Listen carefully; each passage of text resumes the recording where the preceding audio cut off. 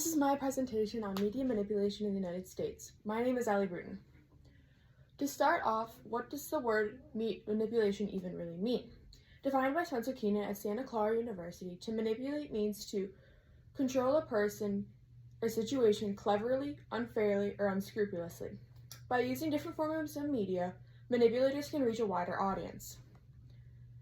Some context surrounding manipulation in recent times comes from a statistic from 2018. Andrew Purin at Pew Research Center presents data showing that 23% of American social media users reflected the idea that their political beliefs had changed based on what they saw on social media. Spencer Keenan at Santa Clara University argues that two major groups are using media manipulation. One of them is governments and the other ones are major corporations. According to Keenan, one of the reasons is to convince voters to cast their ballots one way or another. This is to unite a people under a common group of ideas The desire to feel a part of a group of people is exemplified by Doris Lessing's quote in Through the Tunnel. To be with them, of them, was a craving that filled his whole body. This all leads to the question, to what extent is the American public manipulated when it comes to overseas military operations? My thesis is, after examining the political and psychological lenses, the American public is negatively manipulated about overseas military operations. To start off, the political lens can be broken down into two major categories. Number one, the power of politics. Ruin Slothis, a political science professor, presents data between the relationship of a person's political ideology and their beliefs. Slothis argues that a person is likely to switch his or her own political beliefs based on what their political ideology agrees with.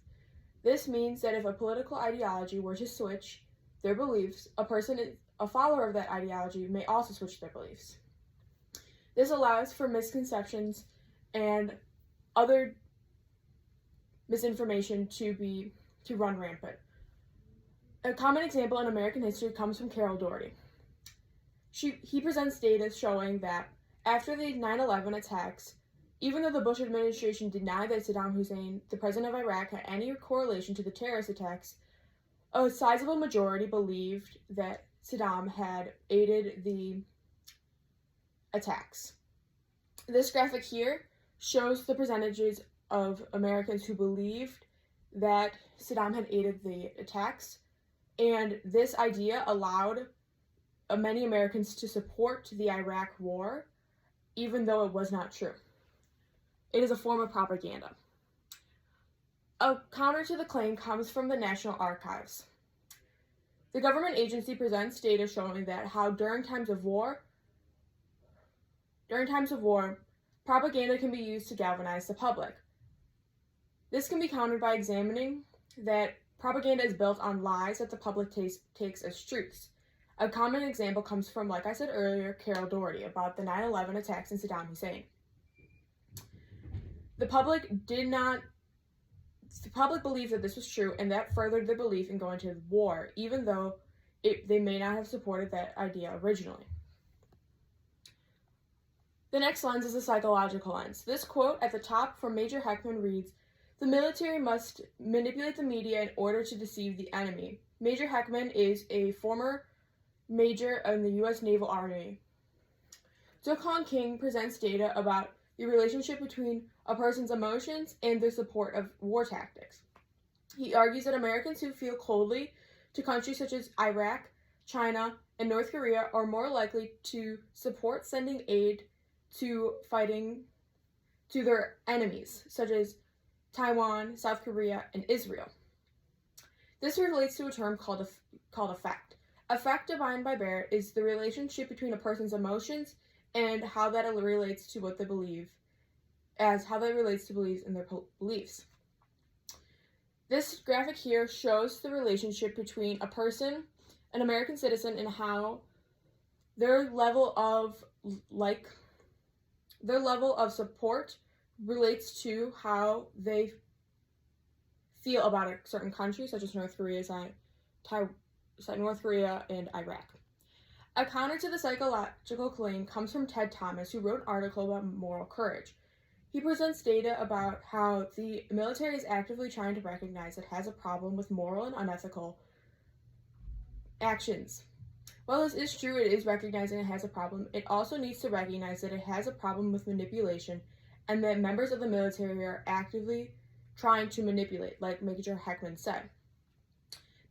American citizens should be aware that this is something that is occurring so they know what to look out for. A solution to the media manipulation crisis comes from David Arduato. He believes that a good solution is that American citizens should report misinformation they see online, as that is one of the most common places to see media manipulation. The reasons why this would work are, number one, it's easy to accomplish. Anyone can do it if they have a social media account. And number two, it encourages others to do the same. By leading by example, other American social media users will be able to see how they should go about reporting accounts and making sure others are staying informed about the truths about military operations. Some examples include reporting accounts and letting others know that accounts are spreading malicious information. When this is done, it can show good information processing. A limitation to the claim also comes from David Arduato. He believes that this solution is not enough to stop all media manipulation.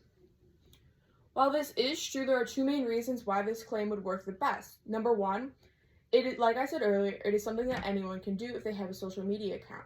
Many apps are even allowing functions such as buttons that if you click on it, you report the account for spreading misinformation.